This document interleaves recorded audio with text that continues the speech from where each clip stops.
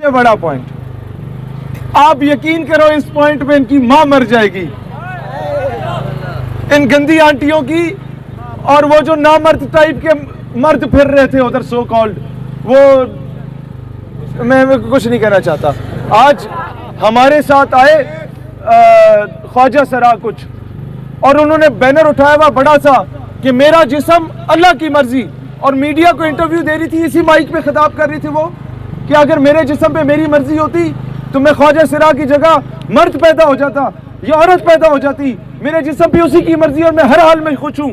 उस ख्वाजा सरा ने, मैं समझ रहा हूँ, जिस तरह की चमाट मारी है उन गंदी आंटियों को, इतनी चमाट हम भी नहीं मार सकते। तो दूसरा मुतालबा जो माना गया है, जो ये पर तोल रहे थे, आपने देखा था यहाँ हम जिन्स परस्ती की बातें हुई कि मर्द मर्द के साथ, औरत औरत के साथ, ये सारी चीजें, और वो तंजीमों पे $10 मिलियन की वो ट्वीट हमने देखी जिसपे वेरीफाइड अकाउंट के साथ अमेरिकन कहता है कि पाकिस्तान पे इन्वेस्ट किए गए, कि जेंडर पे हम काम करेंगे। आज अल्हम्दुलिल्लाह उस $10 मिलियन पे भी लात मार दी चुकी है, और वो ये है कि तमाम ऐसी तंजीमात जो किसी भी तरह हम जिन्स परस्ती को फरोग देने में शामिल हैं, उन पे पाबंदी आयद की जा चुकी है।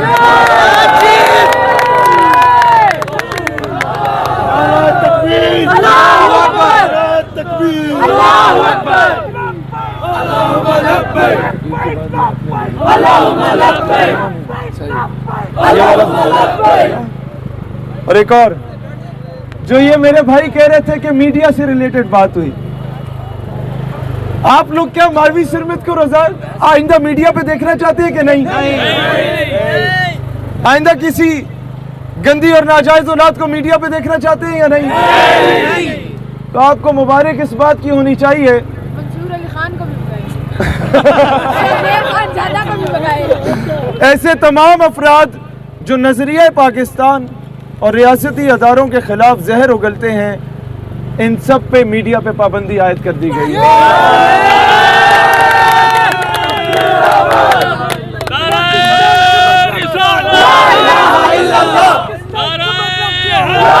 मुझे ये कहते, पाकिस्तान का मतलब क्या? ला इलाहा इल्लल्लाह। दस्तूर रियासत क्या होगा? मुझे ये कहते ओ जी वो फ्लैग फ्रांस को नहीं था।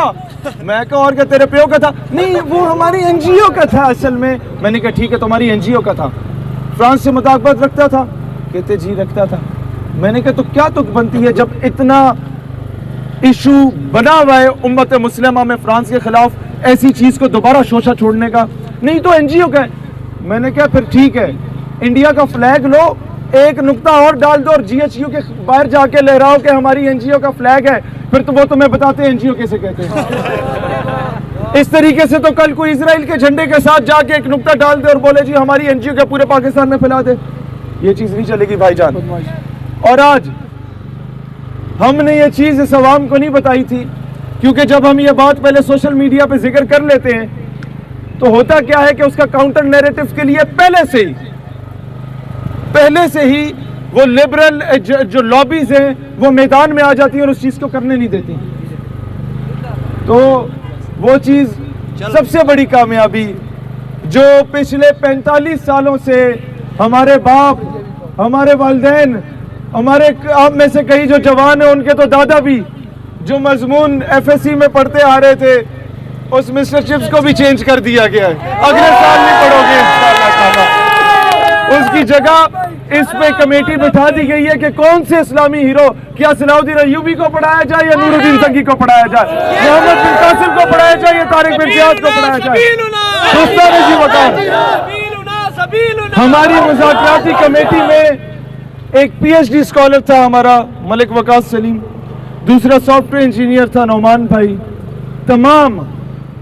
तमाम कॉलेजेस, यूनिवर्सिटीज, मदारिस, स्कूल्स के स्टूडेंट्स, हमारी बहनें जो आज शरीक हुई हमारे साथ, मीडिया की जो खवातीन आई वो हैरान थी कि यार हम तो औरत मार्च में खुद को इतना सिक्योर फील नहीं कर रहे थे जो औरतों के लिए निकला था, जितना हम यहाँ पे अपने आप को सिक्योर फील कर रहे हैं कि हम गुस्से नहीं है कि पहले ही लोग हमारे लिए जगह छोड़ देते हैं और चेन बना के हमारी हिफाजत करते हैं। मैं क्या this is what Islam is.